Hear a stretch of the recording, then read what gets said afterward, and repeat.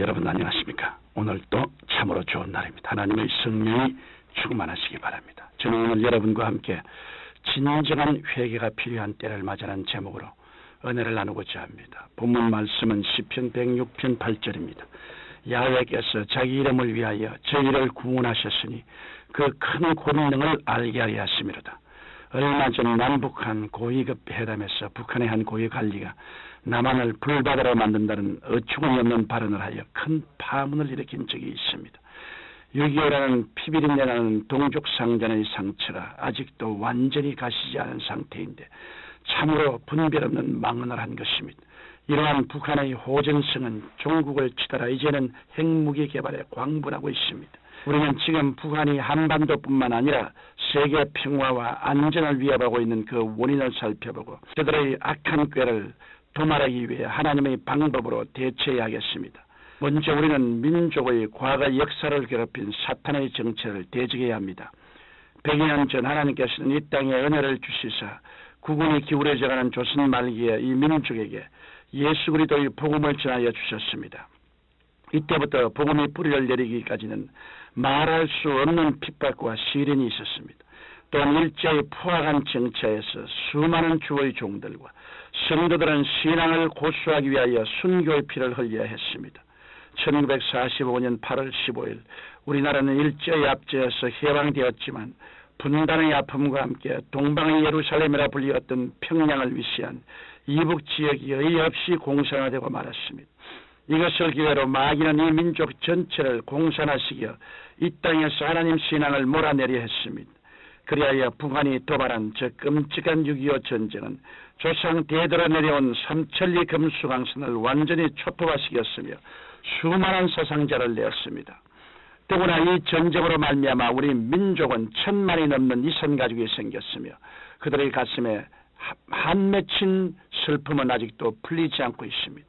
이처럼 우리 민족의 역사는 한마디로 순환과 시련의 발자취였습니다. 지금도 마귀는 우리를 죽이고 멸망시키기 위해 혈안이 되어 있습니다. 성경 베드로전서 5장 8절을 보면 근신하라 깨어라 너희 대적 마귀가 우는 사자같이 두루다니며 삼킬 자를 찾느니라고 말씀하고 있습니다. 그러나 하나님께서는 강한 손과 편팔로 우리를 지켜주셨습니다. 6.25 전쟁은 우리 민족사에 있어서 가장 참혹한 전쟁이었습니다. 전쟁이 발발할 당시 남한은 거의 무방비 상태에 있었습니다. 반면 북한은 오랫동안 철저히 전쟁 준비를 하였기 때문에 그 당시 북한군은 최신의 소련제 무기로 중무장을 하고 파죽지세로 내려와 남한 국토의 대부분을 순식간에 초토화할 수 있었습니다. 이에 남한은 미군도 철수한 상태였고 그나마 일본이 패망하면서 남겨놓고 간 구식 일본제 무기가 고작이었습니다. 그때 남한은 북한군이 낙동강 전선만 넘으면 완전히 끝나버릴 위기에 처해 있었습니다.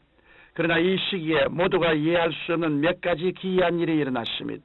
그중 하나는 유엔군의 파견에 관한 일입니다. 유엔에 가입한 세계 각 나라들은 남한을 돕기 위하여 유엔군을 파견하려고 하였습니다.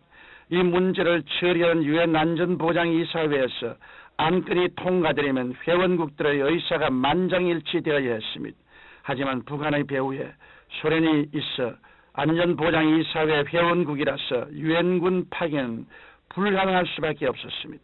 그런데 놀라운 일이 일어났습니다. 소련 대표 유엔 대사가 이 총회에 참석하기 위해 오다가 차가 심하게 막히는 바람에 총회에 참석하지 못하게 되었습니다. 늦게나마 도착했지만 이미 회의 결과는 유엔군 파병으로 결정이 난 뒤였습니다. 또 하나는 북한군이 낙동강까지 물밀듯이 전기해 와서 그곳에 잠시 진을 치며 며칠간 머뭇거린 것입니다. 군사 전문가들은 이구동성으로 말하기를 그때 북한군이 그대로 밀어붙였다면 우리나라는 분명히 공산화되었을 것이라고 평가하고 있습니다.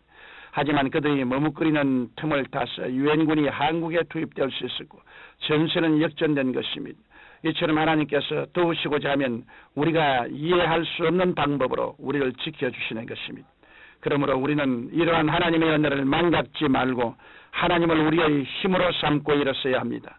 우리 대한민국은 하나님의 도우심으로 자유민주주의를 수호하는 가운데 풍요를 누리게 되었습니다. 불과 몇 년 전까지만 해도 우리나라는 세계 사람들의 주목을 받으며 급속한 경제 성장을 이룩할 수 있었습니다. 하지만 우리 국민들은 이러한 결과가 하나님의 도우심이라는 사실을 잊어버렸습니다. 이 나라를 일제의 수탈과 6.25의 처참한 상황에서 건져주시고 안정과 번영과 풍요를 주신 하나님께 찬양과 영광을 드리기는 고사하고 오히려 사신과 우상을 섬기며 향락과 물질 만능주의에 빠져버린 것입니다.